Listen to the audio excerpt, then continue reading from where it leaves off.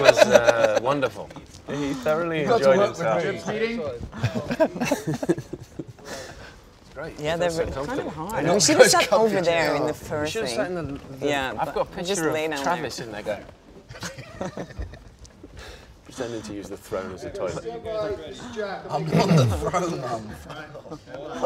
So all these things are actually from the set. Yeah. It's pretty cool. Yeah, they Karazhan, already are, Stormwind Throne Room, Stormwind Armory, and then our Kebbel. What was your relationship to video games, or this video game before you got these parts? My wife is a Warcraft player. And that's how I ended up taking on this role. So I didn't play. I have an addictive personality as well, so I stayed away from video games for the past like 10, 15 years. But my wife has been playing for 6, 7 years. And so that was a major reason why I took this role. Interesting. Yeah. So she's very happy about this now. Very happy to say the least, yeah. I think I get a lot of brownie points in our family now for taking her to set and letting her see all the props and all that stuff in 3 dimensions and be able to touch all that stuff. For someone who's been playing it for 5 or 6 years, 7 years, and it being only in your mind, and then be able to see it in real life and touch those things and feel it and see it, it's an amazing experience. For me, it's different. And then let me just shit on Logan. Now here's the real one. I've been playing since the end of Vanilla. I was in a sponsored raid guild. I ranked in the top 10 of World of Logs for 3 years straight on every fight across Wrath of the Lich King.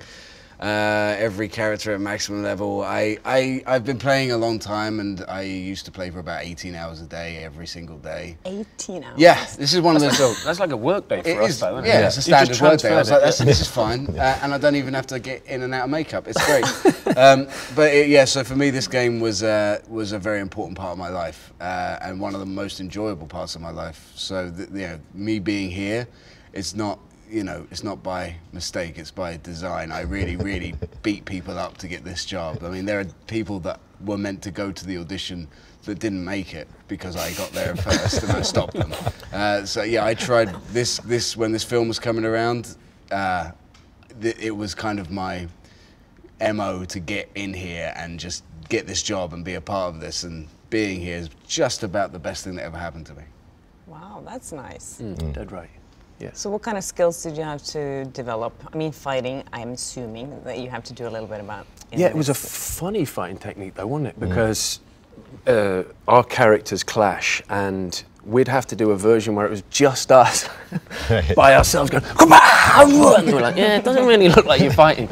And then we had to do one together, but because of our vast size. Yeah, because orcs are much bigger than we are. Yeah, we couldn't sit like this. I'd have to be. My end of my right shoulder would be here to make it look like we were basically like so that. you had to be aware of that. So when you're clashing anyway, you're kind of doing these huge, very slow, sweeping blows. And also, you're not coming close because the arm is much longer, so you're coming like this way, much further away.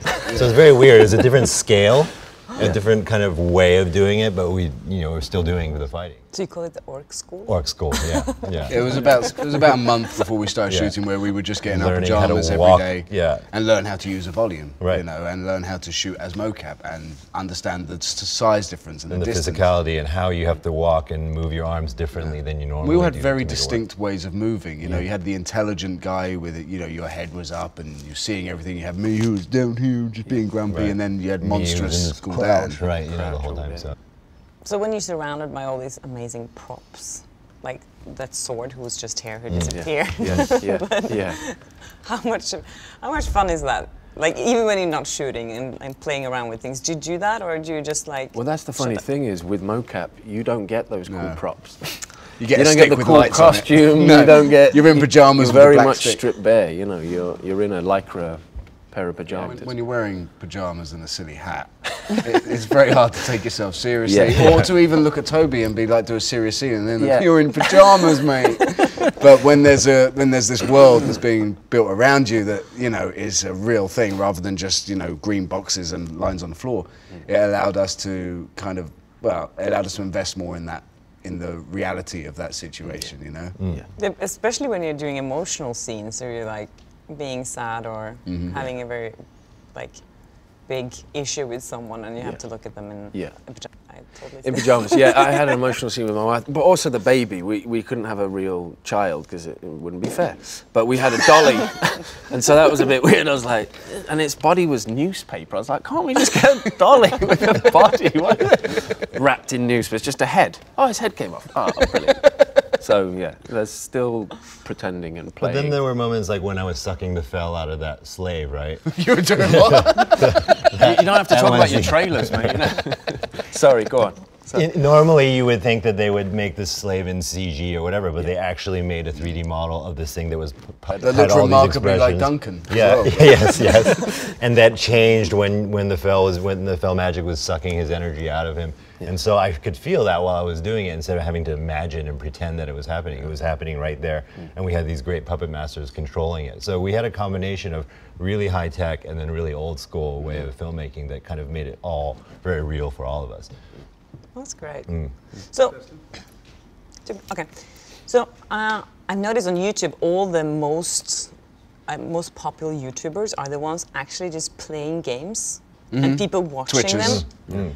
I don't understand that whole thing. Can you explain it since you are like gamers? Yeah, Why is that interesting for other people? You're looking at eSports, essentially. A lot of it are people who are very, very good at the game, and they go in to show you how to do things, or they are great personalities who go in there to entertain and grief. And you know, a lot of it's just, you know, with anything, like you got somebody like Jesse Cox or Total Biscuit or something like that are entertainers, and they take you into a world you know, and sometimes you don't want the stress of playing, you just want to watch other people play.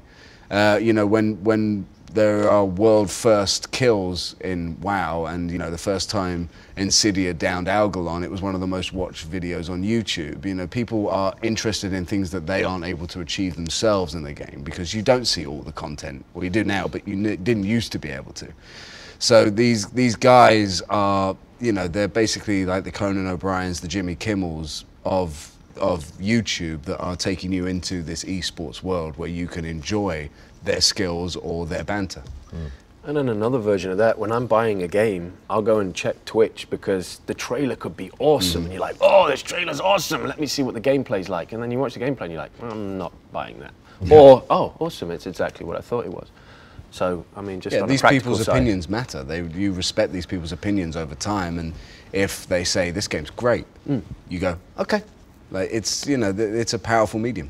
Yeah, I mean, it's like any other sport. If you play basketball, you definitely watch NBA games, right? So you watch the games because you enjoy that skill level and all that stuff, and maybe that you can use some of those moves in your game, you know, and you try to learn from that. And so it's the same thing, but it's just transferred over to computer games versus a sport, a physical sport. So is this a movie for, no? Over? Yeah, I got 15 seconds. Okay. Well, thank you very much. Get out! Okay, thank you guys. Pleasure. Real pleasure. Thank Thank you very much. Thank you I'm very much. excited to see this movie though. Good, yeah, it's Only good. 5 minutes.